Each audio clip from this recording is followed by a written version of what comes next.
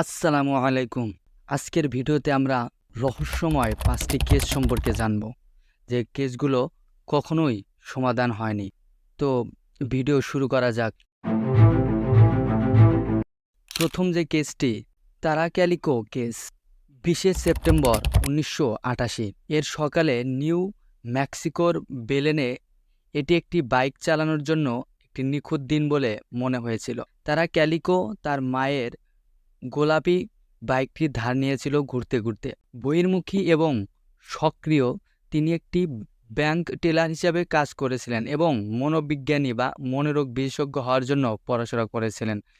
তিনি সেই বিকেলে টেনিস খেলার পরিকল্পনা করেছিলেন এবং তার মাকে তার ফ্ল্যাট টায়ার পেলে এবং দুপুরের মধ্যে বাড়ি না ফেরার ক্ষেত্রে তার পিছনে তাড়াতে বলে। সে কখনোই ফিরে আসেনি। প্রতিটি সীসা 1 বছর পরে শেষ পর্যন্ত শেষ হয়ে গিয়েছিল, যখন একটি ফটো পাওয়া গিয়েছিল যেখানে একটি যুবতী মহিলাকে তার বয়সী এবং একটি নিখোঁজ ছেলে দেখানো হয়েছে।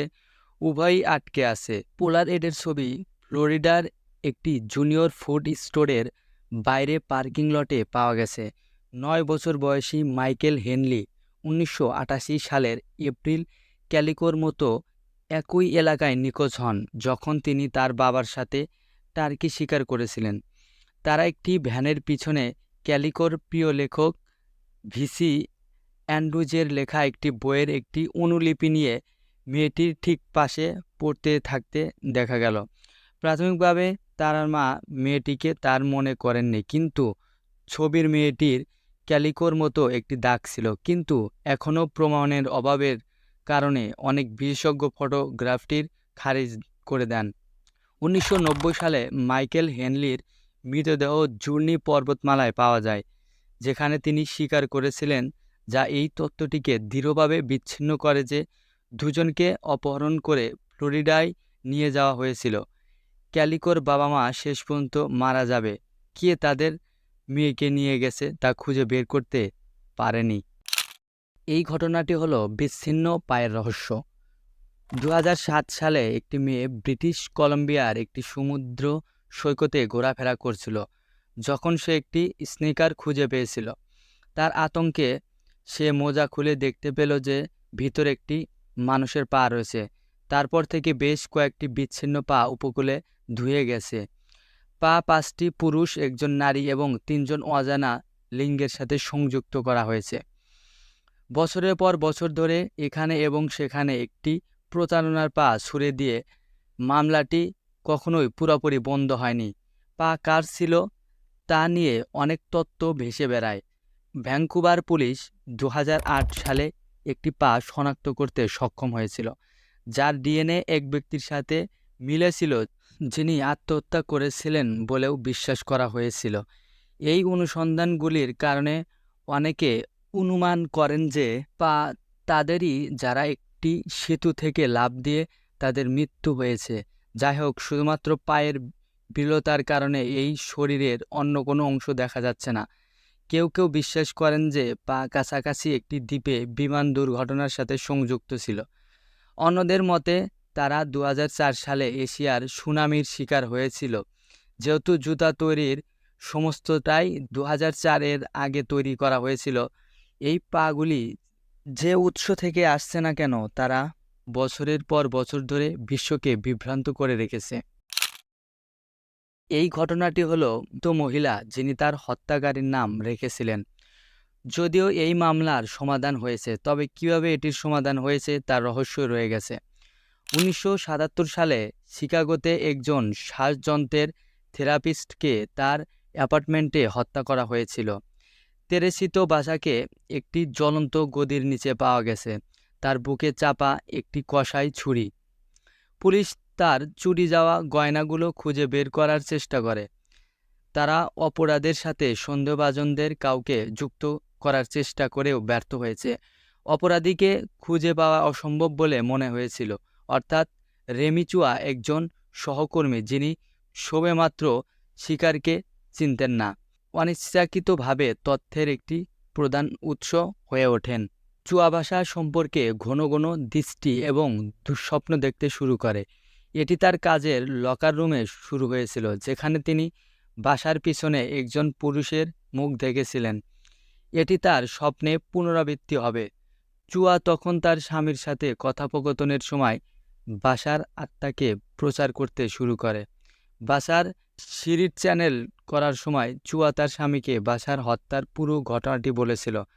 তিনি দাবি করেন যে অ্যালান সোয়ারি নামে হাসপাতালের একজন অর্ডলি বাসাকে তার টেলিভিশনের সাহায্য করেছিলেন যখন তিনি তাকে লাঞ্ছিত করেছিলেন। এরপর তাকে হত্যা করে গদিতে আগুন ধরিয়ে দেয়।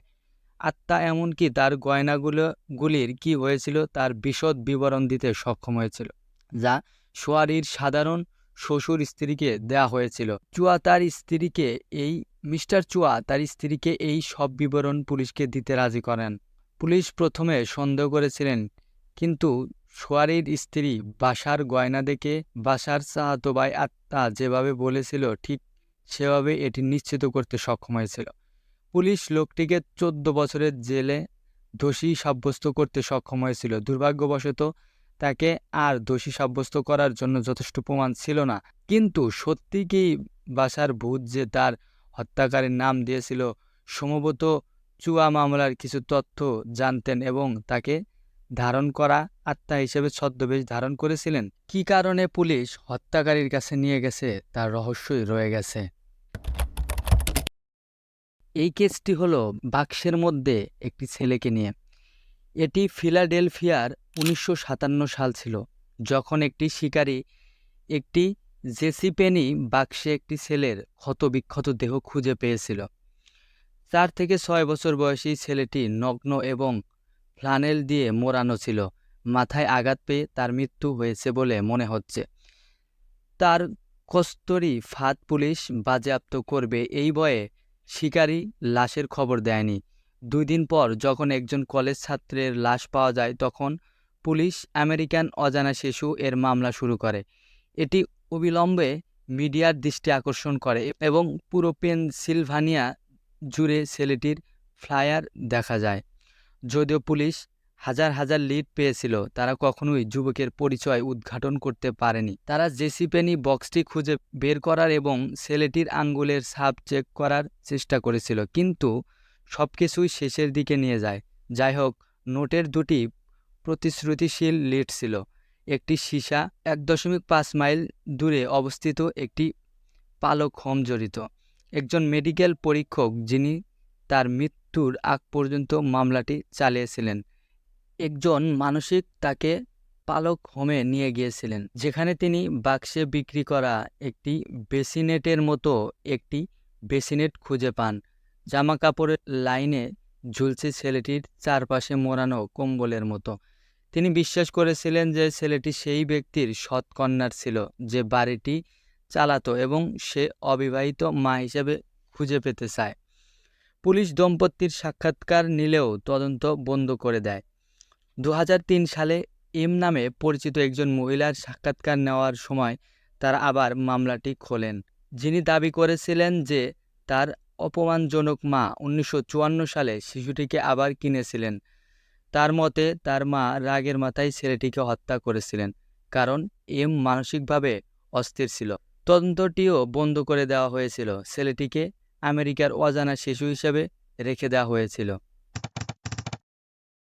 1948 সালের ডিসেম্বরে অস্ট্রেলিয়ার অ্যাডিলেডের সোমারটন বিচে একটি লাশ পাওয়া যায়। মৃতদেহটি এমন একজন লোকের ছিল যিনি পালিশ করা জুতাসহ একটি স্যুট অনবদ্য পোশাক পরেছিলেন এবং তার মাথা দেয়ালে ঠেকে গিয়েছিল। কর্তৃপক্ষ ভেবেছিল মৃত্যুর কারণ হৃদযন্ত্রের ব্যর্থতা বা সম্ভবত বিষক্রিয়া ছিল, তবে ময়নাতদন্তে বিষের কোনো চিহ্ন পাওয়া যায়নি। লোকটির গায়ে কোনো ম্যানিব্যাগ বা কোনো ধরনের শনাক্তকরণ ছিল না এবং তার পোশাক থেকে সমস্ত ট্যাগ কেটে ফেলা হয়েছিল। কর্তৃপক্ষ তার কাছ থেকে যে আঙ্গুলের ছাপ নিয়েছে তাও অজ্ঞাত। এমনকি তারা খবরের কাগজে মৃতদেহের একটি ছবিও রেখেছিল এবং এখনও কেউ শনাক্ত করতে পারেনি লোকটিকে। মৃতদেহ পাওয়া যাওয়ার 4 মাস পর গোয়েন্দারা তার ট্রাউজারের ভিতরে সেলাই করা একটি লুকানো পকেট খুঁজে পান। পকেটের ভিতরে রুবাইয়াত নামক একটি বিরল বই থেকে একটি গুটানো কাগজের টুকরা ছিল। কাগজের টুকরাটিতে তামাদ সুদ শব্দ ছিল, যার অর্থ এটি শেষ হয়েছে। কয়েক মাস ধরে সঠিক বইটি খোঁজার পর কর্তৃপক্ষ শনাক্ত ছাড়াই সমর্টন ম্যানকে কবর দেওয়ার সিদ্ধান্ত নেয়। যদিও আবক্ষ মূর্তিটির একটি কাস্ট নেওয়া হয়েছিল এবং তাকে সংরক্ষণ করার জন্য তাকে অ্যাম্বল করা হয়েছিল। এই ছিল আজকের ভিডিও। ভিডিওটি ভালো লাগলে অবশ্যই সাবস্ক্রাইব করবেন। দেখা হবে নতুন কোনো ভিডিওতে। ততক্ষণ ভালো থাকবেন। আল্লাহ হাফেজ।